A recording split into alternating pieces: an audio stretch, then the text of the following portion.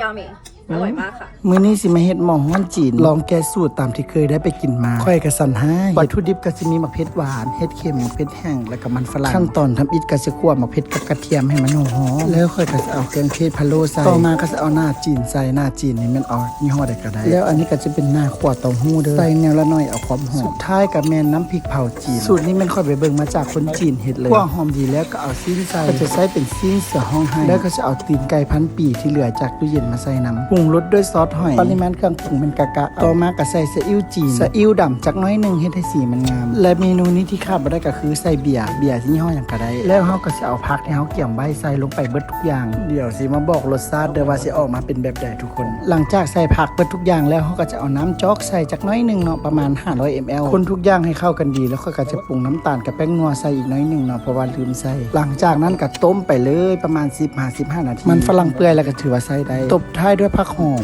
รสชาติจะคล้ายคืออบบ้านเฮาแต่ว่าเข้มข้นกว่าแถมหอมเครื่องสมุนไพรลองไปเฮ็ดเบิ่งเด้อทุกคน enjoy